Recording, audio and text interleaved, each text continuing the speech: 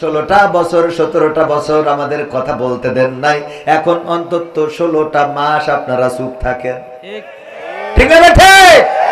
একটু চুপ থাকার দরকার আছে না নাই? যদি চুপ থাকে তাহলে ঝামেলা নাই, আর যদি কথা বলে ঝামেলা আছে না নাই? আবার পত্রিকায় দেখলাম, আহারে আজকে দেখলাম নিউজ, আমার বিশেষ দলের লোকেরা ওই দলের হয়ে মিছিলে নামেরে।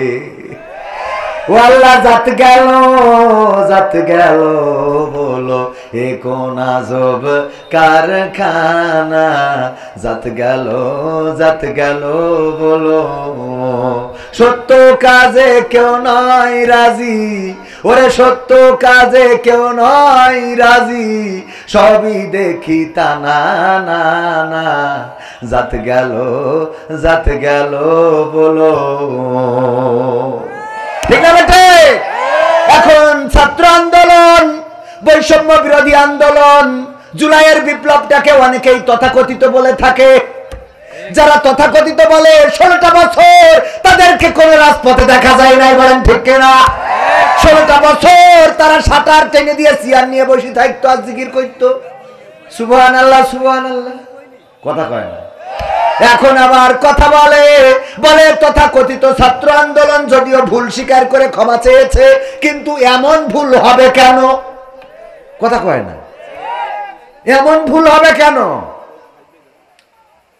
মানে এটা হলো এরকম যে ওই আপনার একজন হোটেলে গেছে, তো হোটেলে যাওয়ার পরে ভিআইপি হোটেলগুলো, হোটেল আবাসিক হোটেল, ওইখানে তো টয়লেট গ্রামের মতো থাকে না, গ্রামে তো মানুষের এমনি বাসবাগানে ঝাড়া অভ্যাস। তো এখন তারপরেও যায় একটু টয়লেটে যায় বদনা নিয়েতে কাম সাইতে, কিন্তু যেই হোটেলে যেই দেখে সে পায়খানা ঘর খুঁজে পাচ্ছে না। পরে কি করবে, ওতে তো কমোডে বসা অভ্যাস নেই, বুঝতেও পারিনি। একবার তো শুনলাম, আমি কাতারে যেয়ে শুনলাম, আমাদের একজন ভাই বলছে যে আরে আমার দাদা এবার ওমরায় যাওয়ার পরে, আমার দূর সম্পর্কের দাদা ওমরায় যাওয়ার পরে মক্কায় মোটামুটি ওই ডাউন প্যান্ট ছিল, সমস্যা ছিল না, মদিনায় এসে টয়লেটে ঢুকছে আর বেরোচ্ছে।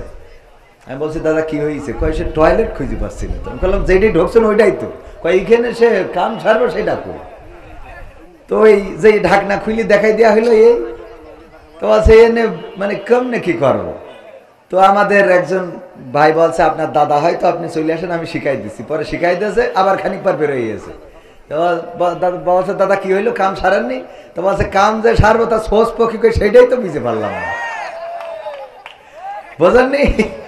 মানে ওখানে কাম সারা যাবে কিন্তু পানি খরচ করবো কি করে, এই নিয়ে টেনশন।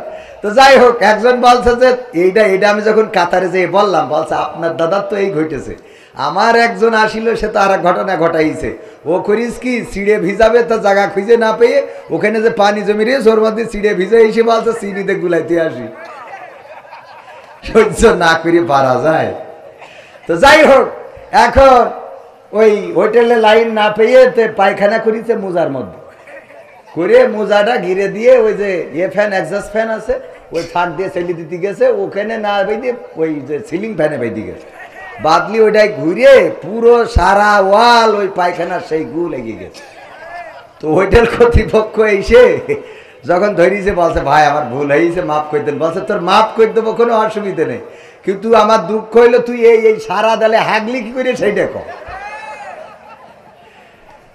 তো বিষয় হলো যে তোদের এরাম ভুল হবে কেন, যে তথাকথিত ছাত্র আন্দোলন এই শব্দটা হবে কেন? কথা কয় না। এই ছাত্র আন্দোলন না হইলে খালেদা জিয়া মুক্তি পাইতো না, এই ছাত্র আন্দোলন না হইলে তারেক জিয়া কথা বলতে পারতো না, এই ছাত্র আন্দোলন না হইলে কোন অন্য দল রাজপথে দাঁড়ানোর কোন সক্ষমতা দেখাতে পারতো না, এই ছাত্র আন্দোলন না হইলে উচ্চ পদস্থ নেতা কর্মীরা আজকে স্বাধীনভাবে নির্বাচন দাও এই কথা বলার দুঃসাহস করতো না। সুতরাং ছাত্র আন্দোলনকে তথাকথিত বলা যাবে না, বরং এটা গণবিপ্লব। রক্ত দিয়েছে ছাত্ররা, হাজারেরও অধিক শহীদ হয়েছে, 20,000-এর অধিক আহত হয়েছে, হাত হারিয়েছে, পা হারিয়েছে, চোখ হারিয়েছে, কান হারিয়েছে। এই আন্দোলনকে যারা তথাকথিত বলে ওরা দাদাদের সুরে কথা বলে, দাদাদের প্রেসক্রিপশন নিয়ে চলে। সুতরাং দাদাদের সুরে যারা কথা বলবে তারা বাংলার জমিনে তাদের রাজনীতি চলবে না। দাদাদের সুরে কথা বলবা, এই দেশে রাজনীতি চলবে। এতদিন দাদারা বাদ দিত, এখন আমরা বাদ দেওয়া শুরু করেছি, ঠিক না? ঠিক। তার কাটার বেড়া আমরা লাগাবো। এই দেশ চলবে এই দেশের জনগণের ইচ্ছার উপরে নির্ভর করে। জনগণ যদি চায় ডক্টর ইউনূসকে ক্ষমতায় রাখবে, জনগণ যদি চায় বিএনপিকে ক্ষমতায় আনবে, জনগণ যদি চায় জামাতকে ক্ষমতায় আনবে, জনগণ যেটা সিদ্ধান্ত নেবে সেই জনগণের দেওয়া রায়েই এই দেশের সরকার প্রতিষ্ঠিত হবে। বলেন ঠিক কিনা? ডক্টর ইউনূস এই দেশের জন্য গর্বের কিনা? গর্বের কিনা?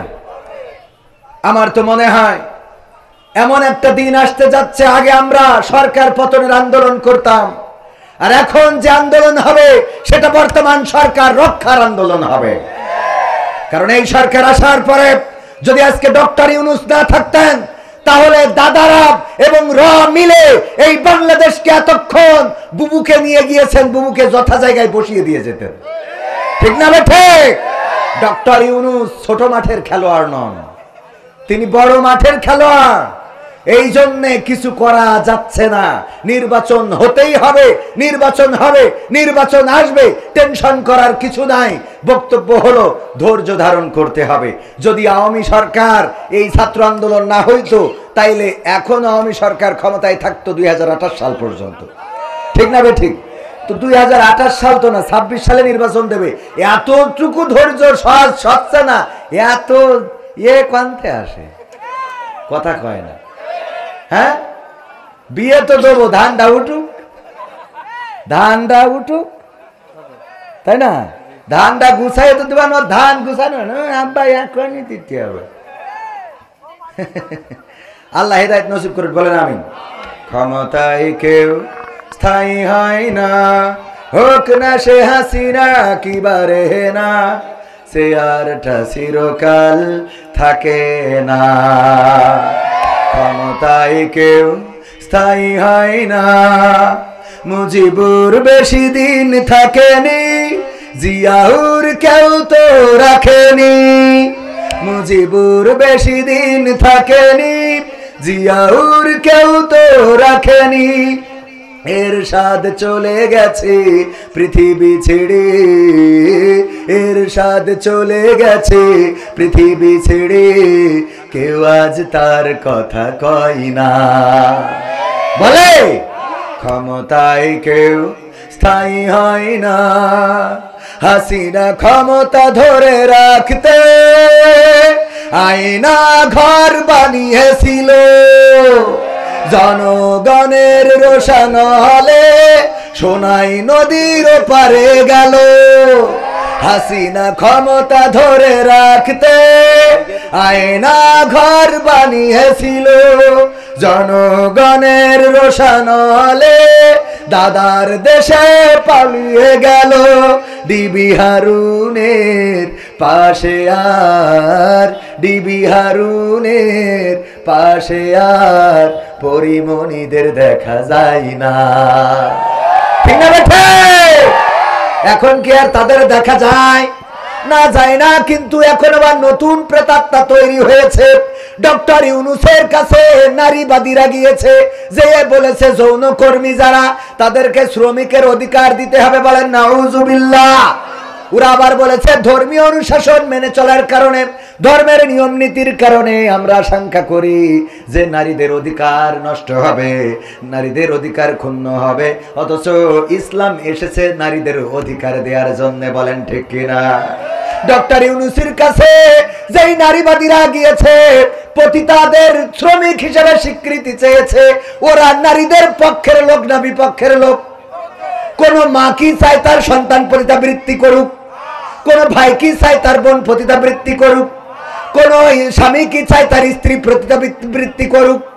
কোন পৃথিবীর যাদের আকল আছে, জ্ঞান আছে, বুদ্ধি আছে, মেধা আছে, কোন একজন মানুষ কি দেখাতে পারবেন যে সে তার সন্তান, তার বোন, তার মা, তার খালা, তার ফুফু পতিতা হোক, পতিতালয়ে থাকুক? এটা কেউ কি চায়? এটা যারা চায় ওরা মানুষ না অমানুষ, মানুষ না কুত্তা, কুত্তা না শুয়োর, এর থেকে খারাপ, এর থেকেও কি। একটা কবুতরেরও জোড়া থাকে, একটা শিয়ালেরও জোড়া থাকে, একটা কুকুরও চায় না সে যাকে ব্যবহার করবে অন্যরা ব্যবহার করুক, কথা কয় না।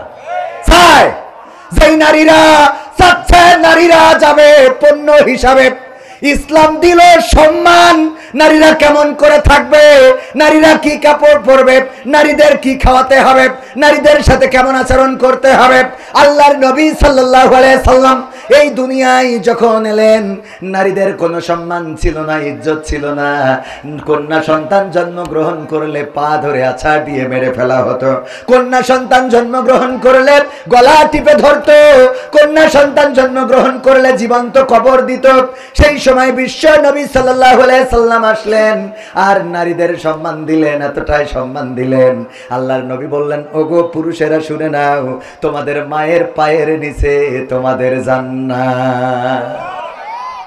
মায়ের পায়ের নিচে কি?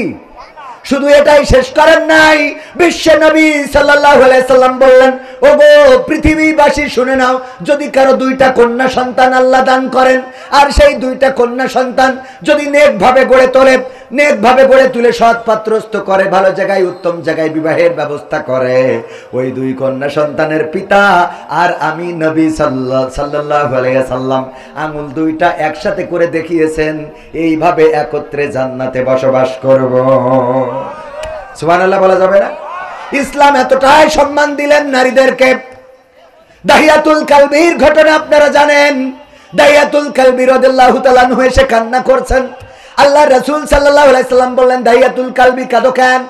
বলল, গো বিশ্ব নবী, কেন কান্না করব না? আমার জীবনের গুনাহগুলো কি মাফ হয়ে গেছে নাকি? আল্লাহর নবী বললেন, যখন তুমি কালেমা পড়েছো তখন তোমার জীবনের সমস্ত গুনাহ খাতা সমূহ মাফ করে দিয়েছেন কে? মাফ করে দিয়েছেন কে? সবাই বলেন কে?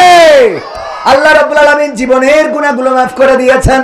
দাহিয়াতুল কালবি বললেন, ওগো বিশ্ব নবী, আমার ভয় হয় আমার জীবনে এমন একটা গুনাহ আছে যেটা হয়তো আল্লাহ ক্ষমা করেন নাই। বিশ্ব নবী বললেন, কি এমন গুনাহ করেছো জীবনে? দাহিয়াতুল কালবি বললেন, ওগো বিশ্ব নবী, আমার স্ত্রী যখন গর্ভবতী, আমি তখন বাইরে গিয়েছিলাম ব্যবসার জন্য, কাজের জন্য, কর্মের জন্য, রুজির জন্য। আমি বাইরে গেলাম। আমি বাইরে যাওয়ার পরে যখন আমার স্ত্রী আমার বাইরে খবর পাঠালো আমার কন্যা সন্তান, আমার সন্তান প্রসব করেছে কিন্তু সে মৃত, সে জীবিত না। আমি 3 বছর 4 বছর 5 বছর পরে যখন বাড়িতে আসলাম, আসার পরে দেখলাম একটা ফুটফুটে কন্যা সন্তান ঘুরে বেড়ায়। আমি বললাম, এই সন্তানটা কার?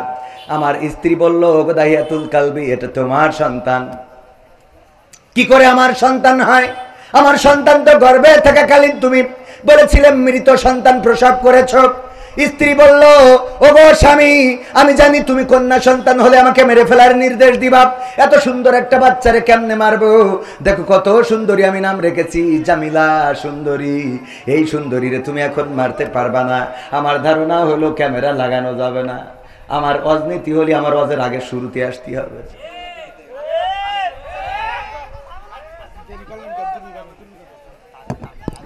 তাড়াতাড়ি আপনি আমলিক করি বেড়াবেন আর এসে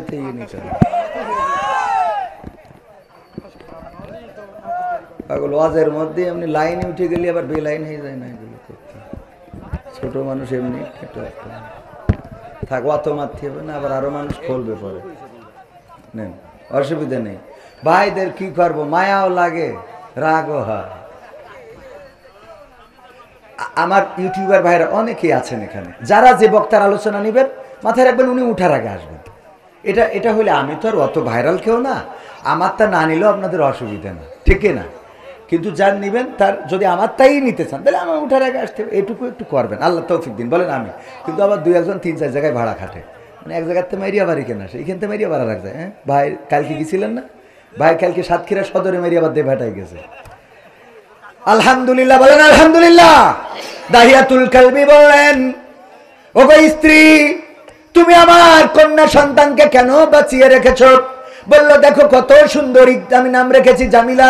এত সুন্দরী কন্যাকে কেমন করে হত্যা করব? এখন তো বড় হয়ে গিয়েছে, আমার বিশ্বাস তুমি তারে হত্যা করতে পারবা না। আল্লাহর নবীকে দাহিয়াতুল কালবি বললেন, ওগো বিশ্ব নবী, আমি যখন রাত্রে ঘুমালাম, রাত্রে যখন বেডে শুইলাম, আমার ওই কন্যা সন্তানটা একবার আম্মু বলে ওর মায়ের গলা জড়িয়ে ধরে, একবার আব্বু আব্বু বলে আমার গলা জড়িয়ে ধরে। আমি রাত্রে চিন্তা করলাম, এই কন্যা সন্তানকে যদি বাঁচিয়ে রাখি, মানুষেরা আমারে বলবে ও কন্যা সন্তানের বাবা। আমি যখন রাস্তায় চলবো, বলবে কন্যা সন্তানের পিতা যায়, আমার মেয়ে অন্যের বাড়িতে থালা বাসন মাজবে, আমার মেয়ে অন্যের পণ্য হয়ে যাবে, পণ্য সামগ্রী হয়ে যাবে।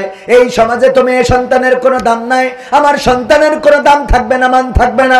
সুতরাং এই সন্তানকে বাঁচানো যাবে না, বাঁচিয়ে রাখা যাবে না। সিদ্ধান্ত নিলাম কালকেই হত্যা করব। সকালবেলা স্ত্রীকে বললাম, ওগো স্ত্রী, গুছিয়ে দাও, আমি কন্যা সন্তানকে নিয়ে আত্মীয়ের বাড়িতে বেড়াতে যাব।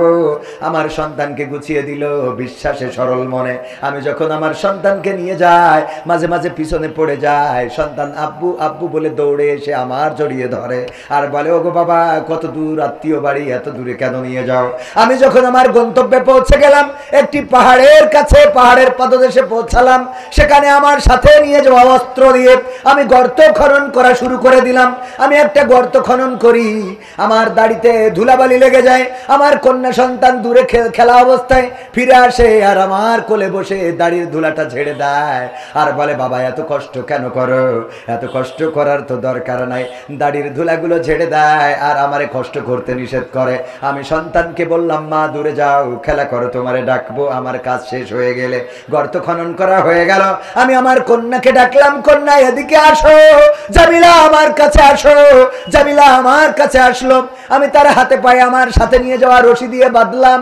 তারপরে আমি গর্তের মধ্যে ছুঁড়ে ফেলে দিলাম। আমার কন্যা সন্তানটা গর্তের মধ্য থেকে বারবার করে চিৎকার করে বলল, ওগো বাবা, আমারে তুমি মাইরো না বাবা গো, আমারে তুমি হত্যা করো না। ওগো বাবা, আমি তোমারে কখনো বাবা বলে ডাকবো না। আমি আমার মাকে জিজ্ঞাসা করতাম, ওগো মা, সব সন্তানের বাবা আছে, আমার বাবা কোথায়? কিন্তু তুমি বাবা আমার আজরাইল হয়ে আসবা বুঝি নাই। ওগো বাবা, ক্ষমা করে দাও এবারের মতো, আমি কখনো তোমাকে বাবা বলে ডাকবো না। আল্লাহর নবীকে দাহিয়াতুল কালবি বললেন, ওগো বিশ্ব নবী, আমি আমার কন্যার কোনো কথা শুনলাম না। আমি একটা পাথর নিলাম, আমার পাথরটা আমি আমার কন্যার বুক বরাবর নিক্ষেপ করে দিলাম। ওই ভারী পাথরটা যখন আমার কন্যার বুকের উপরে পড়লো, চারিদিক থেকে রক্ত ফিনকি দিয়ে বের হয়ে গেল আর মুখ থেকে একটা আওয়াজ বের হলো, আব্বা। আমি এখনো যখন পথ চলি, হঠাৎ করে আমার কন্যার সেই আব্বা চিৎকারটা শুনতে পায়। আমার কন্যা যেন চিৎকার করে বলে, আব্বা আব্বা। এই চিৎকারটা আমি এখনো শুনি। আল্লাহর নবী যখন এই ঘটনা শুনছিলেন, কিতাবে এসেছে বিশ্ব নবী সাল্লাল্লাহু আলাইহি সাল্লামের চোখ থেকে অশ্রু ঝরে দাড়ি ভিজে টপ টপ করে মাটিতে পড়ছিল। আল্লাহর নবী বললেন, ওগো দাহিয়াতুল কালবি, তোমরা জাহিলিয়াতের যুগে কতটা নিষ্ঠুর ছিলে, কতটা পাষাণ ছিলে। তোমরা এতটাই পাষাণ ছিলে, নিজেদের কন্যাদেরকে এমন ভাবে হত্যা করেছো, তোমরা নিকৃষ্ট ছিলে। কিন্তু শুনে নাও, আল্লাহ রাব্বুল আলামিন নারীদেরকে সম্মান দিয়েছেন, ইজ্জত দিয়েছেন, নারীদের সম্পদে অধিকার দিয়েছেন, নারীদের স্বামীর কাছে অধিকার দিয়েছেন, বাবার কাছে, সন্তানের কাছে অধিকার দিয়েছেন। আর দাহিয়াতুল কালবি, তুমি যখন কালেমা পড়েছো, ইসলামের নীতি নিয়ম কানুন মেনে নিয়েছো, তখন তোমার জীবনের গুনাহ খাতাগুলো মাফ হয়ে গিয়েছে। ওগো আমার ভাইয়েরা, ইসলাম এমন করেই সম্মান দিয়েছেন নারীদেরকে। আর এখনকার নারীবাদীরা তারা ইসলামের বাইরে যেয়ে নারীদের অধিকার খুঁজে বেড়ায়, অথচ তারা পতিতাবৃত্তিতে উৎসাহিত করে। পতিতাবৃত্তিকে তারা শ্রমিকের অধিকার খুঁজতে চায়। পতিতাবৃত্তি কোনো মানুষ পছন্দ করতে পারে না। যারা পছন্দ করে ওরা মানুষ না, ওরা কুত্তা, ওরা শূকর, ওরা শিয়াল, ওরা ভেড়া, ওরা ঘোড়া, বরং তার চেয়ে বালহুম আদাল, তার চেয়ে নিকৃষ্ট। ঠিক না বেঠে? এর চেয়ে নিকৃষ্ট না হইলে পতিতাবৃত্তি, আমি এটা কমন সেন্স লাগে। নিজের মা যদি এই কাজ করে, মানবে কেউ? আহা, ডক্টর ইউনূসের কাছে যারা গেছে, এইগুলোরে ডক্টর ইউনূস সাহেব আবার নিয়ে ছবি তুলে ফেসবুকে দিয়েছে। এতে ছবি তুলে না, বরং সবগুলোকে আস্ত টানাইয়ে দেওয়ার দরকার ছিল। বলেন ঠিক কিনা? তামাশা। আমরা নারীদের সম্মান দিলাম যে তারা সম্মান নিয়ে থাকবে, স্বামীর ঘরে থাকবে, ইজ্জতের সাথে বসবাস করবে, সম্পদে অধিকার, সন্তানে অধিকার। আর পতিতাবৃত্তি করলে কি হবে? মানে থাকিরা যাবেন, এটা ভালো ছেলে, মানে খারাপরা যাবে, মদখোর, গাঁজাখোর, ফেন্সিখোর, ডাইলখোর, মুখ দিয়ে সুসর গন্ধ বেরোয়, ওরা যে ইতে টাকা দিয়ে, হ্যাঁ হ্যাঁ, এটা চাই কি? এরা যারা চায় এরা মানুষ, আমার তো মানুষ, আমি তো এদের পশু বলতেও ঘৃণা হচ্ছে, বরং এর বাইরে কিছু আছে কিনা? আছে, এলিয়েন, হাইওয়ান, হ্যাঁ কসা আর এক শয়তান, এরা পরে আর মনে হয় অস্কার খাই দেবে না আমার। এমপিরা সব কোথায় গেল বলবো? বললো তো তাই মনে পড়লো। এমপিরা সব কোথায় গেল, মন্ত্রীরা সব কোথায় গেল, কোথায় কাদের কাকা? তাদের সারা দেশটা এখন লাগে ফাঁকা ফাঁকা। পালাবো না, প্রয়োজন হলে ফখরুলের বাসায় গিয়ে উঠব, ঠাকুরগাঁওয়ে বাসা আছে না, মনে আছে? পালাবে না পালাবে না, যাই না তবু দেখা, পালাবে না পালাবে না, যাই না তবু দেখা। তাদের সারা দেশটা এখন লাগে ফাঁকা ফাঁকা, ওদের সারা দেশটা এখন লাগে ফাঁকা ফাঁকা। আইন মন্ত্রী আটকে গেল আইনেরই ফাঁকে, দাড়ি সারা দরবেশের ভণ্ড ভণ্ড লাগে, ঠিক না বেঠে? আইন মন্ত্রী আটকে গেল আইনের ফাঁকে, দাড়ি ছাড়া দরবেশের ভণ্ড ভণ্ড লাগে। শুনছি কত নেতা নেত্রী খাইতেছে ভাই ডান্ডা, বিচারপতি কালামানিকের ফাটিয়েছে আন্ডা। পলকের ঝলক গেল, পলকের ঝলক গেল থামিয়ে নেটের চাকা। তাদের সারা দেশটা এখন লাগে ফাঁকা ফাঁকা, ওদের সারা দেশটা এখন লাগে ফাঁকা ফাঁকা। কই গেল সেই সংসদেতে মমতাজের গান? সংসদে মমতাজের গান এখন আছে? মনির খানের অঞ্জনা চলে যাওয়ার পরে ও যে কটা ক্যাসেট করেছে, একটা ক্যাসেটও বাদ দিয়েছে অঞ্জনার নাম ধরি গান গাতে, সব কটা গেয়েছে না? আসিফ তার প্রিয়াকে হারিয়ে ও প্রিয়া ও প্রিয়া তুমি কোথায় গেয়েছে না গায় নাই? আবেদা জবেদা সবেদা যে যারে হারাইছে তার নাম ধরি গান গাইছে। মমতাজ আপারে এত সম্মান দিল, সে তার প্রিয় মানুষ হারাইতে রিক্সাওয়ালার কাছে যে বললো, ওরে ও রিক্সাওয়ালা তুই ধীরে ধীরে চালা, তোর সাথে বলবো আমার মনে কত জ্বালা। রিক্সাওয়ালার কাছে বলবে ওর প্রেমিক চলি গেছে, অথচ যেই নেত্রী ওরে এমপি বানাইলো, ওরে সংসদে উঠাইলো, সংসদে গান গাওয়ার ব্যবস্থা করলো, এই নেত্রী চলে যাওয়ার পরে একটা কথাও বলে নাই, ঠিক না বেঠে? ফাইটটা যায়, বুকটা ফাইটটা যায়, গাইলো, স্বামী চলি গেছে তাই মনে হয়, কিন্তু নেত্রী যাওয়াতে একটা গানও গায় নাই। আমি শিখাই দিছিলাম, আপা আপনি গান, আমার সোনার ময়না পাখি কোন বা দোষে দাদার কাছে গো,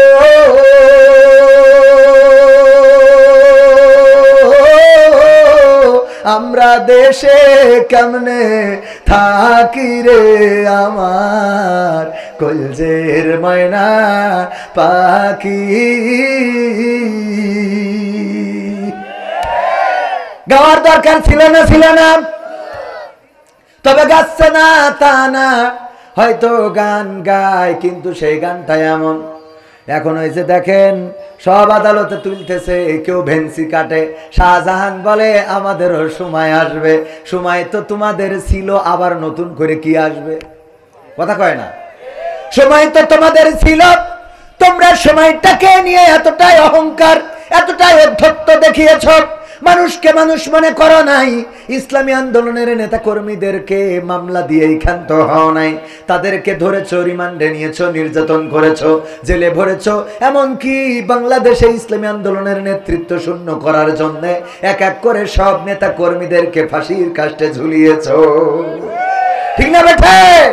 ফাঁসির কাস্টে ঝুলিয়েছে আল্লামা দেলওয়ার হুসাইন সাইদি, যার জন্য এই সাতক্ষীরা কোলারওয়ার মাটির সহোদর দুই ভাই শহীদ হয়েছে একই সাথে, আর অসংখ্য মানুষ শহীদ হয়েছে। ওগো আমার ভাইয়েরা, এই কোরআনের পাখি আল্লামা দেলোয়ার হুসাইন সাইদিকে তারা কারাগারে রেখেই ক্ষান্ত হয় নাই, বরং এই মানুষটাকে ইনজেকশন পুশ করে এই পৃথিবী থেকে বিদায় করে দিয়েছে। বলেন ঠিক কিনা? অধ্যত্ত এতটাই ছিল, আল্লামা সাইদি ইন্তেকালের পরে তার জানাজাটাও পড়তে দেয় নাই ঢাকা শহরে। আমরা বাগেরহাটে গেলাম, এই হাতে আল্লামা সাইদির কবর খনন করেছি, লাশটা ধরে কবরে নামিয়েছি। ওগো আমার ভাইয়েরা, যখন ফিরে আসি তখন আমাদের গাড়িতে হামলা করেছে বাগেরহাটে।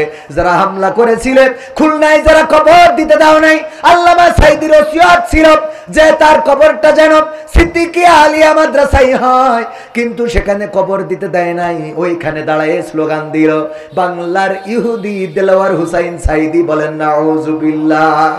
যারা বাংলার ইহুদি দেলোয়ার হুসাইন সাইদি এই কথা বলেছিল, আল্লাহ ধরে ধরে ধরে না, ধরলে আল্লাহ ছাড়ে না। আজকে সেই সাইদির সন্তানেরা আছে, সাইদি প্রেমিকেরা আছে, সাইদির কবরও আছে, কিন্তু যারা এইগুলো বলেছিল তাদের দেখা মেলে না। ঠিক না বেঠে? দেখে তো মেলে না, মেলে না। শুধু তাই না, তারা কোথায় আছে তাদের কবর বাংলার জমিনে হবে কিনা সন্দেহ। মাঝে মাঝে বলে আমরা চট করে ঢুকে পড়বো, কিন্তু বাংলাদেশের মানুষ বলে বুবু আইবা, তুমি আইবা রে, আইয়া বুবু সিয়ার পাইবা না। বুবু আইবা, তুমি আইবা গো, আইসা তুমি সিয়ার পাইবা। পাবে বাংলাদেশের জমিনে, আর এই সিয়ারটা পাবে না, এই সিয়ার আর দেয়া হবে না। কারণ যেই দলের নেত্রী নেতা কর্মীদের চিন্তা না করে নিজে হেলিকপ্টারে করে উড়ে যায়, নিজের চিন্তা নিজে করে চলে গেছে। তুই তো দাদার কাছে যে ভালোই আছো, কিন্তু আমাদের যে কি অবস্থা এটা বুঝবা না, কথা কয় না। আমাদের তো অবস্থা খারাপ, বেরোইতে পারি না, লজ্জা লাগে। আরে এরপরেও আবার মাঝে মাঝে ঝটিকা মিছিল দেখা যায়। যারা ঝটিকা মিছিল করে ওদের যদি ন্যূনতম লজ্জা থাকতো তাইলে অন্তত রাস্তায় নামতো না, কথা কয় না। তুই যে চেয়ারম্যানের জন্য ছুটি বেড়াচ্ছিস, কেমন আছে? নারায়ে তাকবীর। বিশেষ অতিথির আগমন মাহফিলের পক্ষ থেকে। এরা ওয়াজ শুনে কি ঠান্ডা হয়ে গেল নাকি? আমি তো বাবু আকর্ষণ, এই জন্য ওয়াজও মানে কোন দিকে যাবো লাইন খুঁজে পাচ্ছি না। একবার মনে করছি ওয়াজ শুনে, একবার মনে করছি গান শুনে। আকর্ষণ কিশোর, কিশোর কথা কয় না, কিশোর। আচ্ছা, হাত তুলে মা বোনেরও আছে, একটু গান শুনতে হবে না? সব শোনাবো টাইমের মধ্যে ইনশাল্লাহ। রাজি আছেন শুনতে? থাকা যাবে? পরিবেশটা করে দিয়েছেন কে? আল্লাহ রাব্বুল আলামিন সুন্দর একটা পরিবেশ করে দিয়েছেন। যেই সময় ঝড় হওয়ার কথা, বৃষ্টি হওয়ার কথা, সেই সময় আল্লাহ রাব্বুল আলামিন এত সুন্দর পরিবেশ করে দিয়েছেন। এইখানে যারা এসেছেন, যারা বসেছেন, যারা বাইরে আছেন, দাঁড়িয়ে আছেন, আল্লাহ কবুল করেছে আপনাদেরকে। আর যাদের কবুল করে নাই তারা এখানে আসতে পারে নাই। এখনো ওই ডান দিকে কিছু জায়গা আছে, যদি এই কোরআনের মাহফিলে এসে বসতে পারেন, আল্লাহ রাব্বুল আলামিন এই মাহফিল আপনার নাজাতের ওসিলা করে দিতে পারে। বলেন সুবহানাল্লাহ। আল্লাহ বলেছেন ওয়াইযা কুরিয়াল কুরআনু ফাসতামিউ লাহু ওয়া আনসিতু লাআল্লাকুম তুরহামুন। যখন তোমাদের সামনে কোরআন পড়া হয়, যখন তোমাদের সামনে কোরআন তেলাওয়াত করা হয়, যখন তোমাদের সামনে কোরআন থেকে বলা হবে, তখন তোমরা চুপ থাকবে এবং হৃদয়ের কান দিয়ে শুনবে, যাতে করে তোমাদের উপরে আল্লাহর রহমত বর্ষণ হতে পারে। ওগো আমার ভাইয়েরা, আল্লাহর রহমত যদি পেতে চান তাহলে হৃদয়ের কান দিয়ে শুনতে হবে, একটু চুপ থাকতে হবে। আমি তো বক্তা নই, আমি আপনাদের মাঝে এসেছি আকর্ষণ হিসাবে, কিছু আকর্ষিত করে যাব। প্রধান মেহমান রয়েছেন আমার শ্রদ্ধাভাজন ভাইজান আব্দুল সালাম যুক্তিবাদী, অত্যন্ত দারুণ আলোচনা করেন, তিনি কিছুক্ষণের মধ্যে আসবেন। ওগো আমার ভাইয়েরা, দাঁড়ানো ভাইয়েরা যদি ওই ডান পাশে এসে বসে যান তাইলে পরিবেশটাও সুন্দর দেখা যাবে। আর আপনারা এখানে বসে যদি শোনেন, এটা আপনাদের আমাদের নাজাতের ওসিলা হয়ে যেতে পারে। বলেন সুবহানাল্লাহ। যেই কথা বলছিলাম, মমতাজ আপা একটা গানও শুনাইল না, কারণ পেয়েছে যতদিন গেয়েছে ততদিন খেয়েছে, যতদিন গেয়েছে ততদিন নিয়েছে, যতদিন গেয়েছে ততদিন, যেদিন বুঝেছে আর পাওয়া হবে না সেই দিন বলে দিয়েছে ও গো বুবু আর গাওয়া হবে না রে। ঠিক না বেঠে? যতদিন পেয়েছে খেয়েছে নিয়েছে ততদিন গেয়েছে, আর যখন বুঝেছে আর পাওয়া খাওয়া নেওয়া হবে না তখন বলে দিয়েছে গাওয়া হবে না। তবে একদম গায় না তা না, মাঝে মাঝে গোপনে, না অসুবিধা নেই, মাঝে মাঝে গোপনে যেয়ে গায় ও